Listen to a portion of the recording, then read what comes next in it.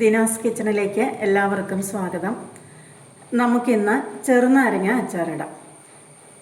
ഞാനിവിടെ എടുത്തിരിക്കുന്നത് 20 ചെറുനാരങ്ങയാണ് കേട്ടോ. 20 ചെറുനാരങ്ങ ഇഡ്ഡലിച്ചെമ്പിൽ വെച്ച് പുഴുങ്ങിയിട്ട് കുറച്ച് ചെറുതായിട്ടൊന്ന് പൊട്ടുന്ന പാകത്തിൽ അത് വാങ്ങണം കേട്ടോ. മുറിച്ച് വെച്ചിരിക്കുന്നതാണ് ഇത്.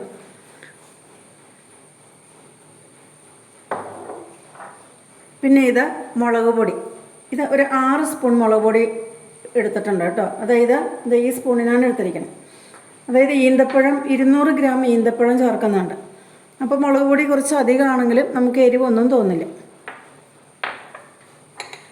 പിന്നെ ഇത് അച്ചാർ പൗഡർ. ഇതേ സ്പൂണിന് തന്നെ 4 സ്പൂൺ അച്ചാർ പൗഡർ എടുത്തിട്ടുണ്ട്.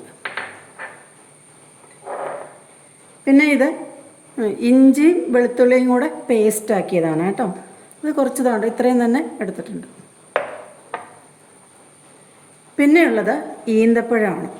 ഈന്തപ്പഴം കുരു കളഞ്ഞ് മുറിച്ച് ഒന്ന് വെള്ളം തളിച്ച് മിക്സിയുടെ ജാറിലിട്ടൊന്ന് ക്രഷ് ചെയ്തെടുത്തതാണ് കേട്ടോ ഇത്. ഇനി അച്ചാറുണ്ടാക്കുമ്പോൾ നമ്മൾ സാധാരണ നല്ലെണ്ണയാണ് എടുക്കാറുള്ളത് കേട്ടോ. അപ്പോൾ ഇത് ഞാൻ നല്ലെണ്ണയാണ് എടുത്തിരിക്കണേ. ഇത് 200 മില്ലി കുപ്പിയാണ്. അതിലൊരു 100 മില്ലി ഞാൻ ഒഴിച്ചിട്ടുണ്ട്. ഇനി ഇതിലേക്ക് കടുകിടാം.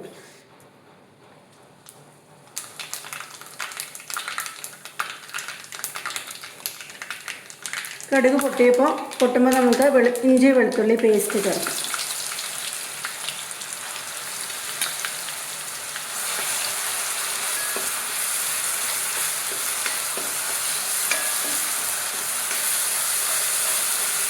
ഇത് ബ്രൗൺ കളറാകുന്നവരെ ഇളക്കണം കേട്ടോ.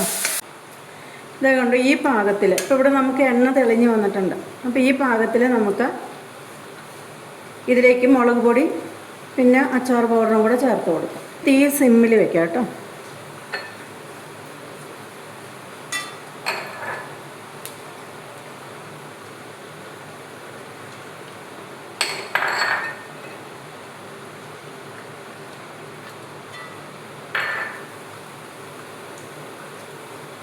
ഇതുപോലെ ഇളക്കി കൊടുക്കാം. അതിൻ്റെ പച്ചമണം മാറിയിട്ട് നമുക്കൊരു സ്മെല്ല് വരുമേ.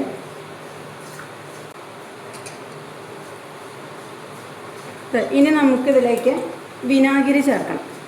ഞാനൊരു 1/4 കപ്പ് വിനാഗിരി എടുത്തായിരുന്നത് കേട്ടോ. ഈ 1/4 കപ്പ് വിനാഗിരി ഇപ്പോൾ ഇച്ചിരി കൂടിയാലും കുറഞ്ഞാലും കുഴപ്പമൊന്നുമില്ല.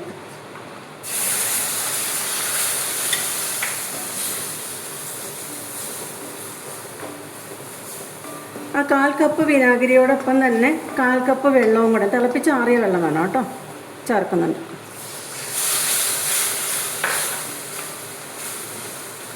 ഇനി ചാറ് കുറച്ച് ലൂസിൽ വേണമെന്നുണ്ടെങ്കിൽ കുറച്ചും കൂടെ വെള്ളം ചേർത്താൽ മതി കേട്ടോ. ഞാൻ അധികം ചാറാക്കണില്ല. ഇനി നമുക്കിതിലേക്ക് ഈന്തപ്പഴം ചേർക്കാം. ഈന്തപ്പഴം ചേർത്ത് ഒന്ന് അങ്ങോട്ടും ഇങ്ങോട്ടും ഒന്ന് ഇളക്കിയാൽ മതിയേ.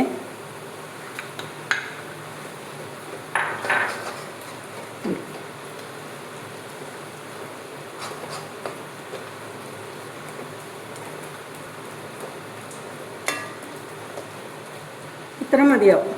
പിന്നെ നാരങ്ങയിൽ ഉപ്പിട്ടിട്ട് വെച്ചേക്കണത്. ഇനിയിപ്പോൾ ഉപ്പ് പാകം അല്ലെങ്കിൽ നമുക്ക് ലാസ്റ്റ് എല്ലാം പാകമായി കഴിഞ്ഞാൽ കറിക്ക് ഉപ്പിടുന്ന പോലെ അച്ചാറിന് ഉപ്പിടാൻ പറ്റില്ല. അപ്പോൾ നമുക്ക് കുറച്ചൊരു ഉപ്പും കൂടെ ഞാൻ ഇതിലേക്ക് ചേർക്കുന്നുണ്ട് കേട്ടോ.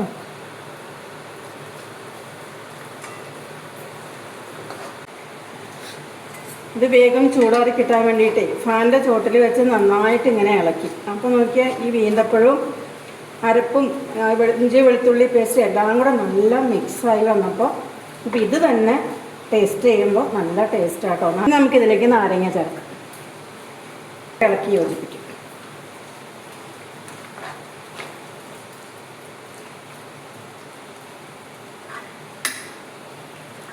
ഈ ഒരു പാകം മതി കേട്ടോ. ഇതിലേക്ക് നമ്മൾ വെള്ളമോ എണ്ണയൊന്നും ചേർക്കണ്ട. ഇത് ഇരിക്കുമ്പോൾ ഇതിൽ നിന്ന് എണ്ണയും നാരങ്ങയിലെ വെള്ളമൊക്കെ ഇറങ്ങിയിട്ട് പാകത്തിന് ചാറൊക്കെ ആയിട്ട് വന്നോളും.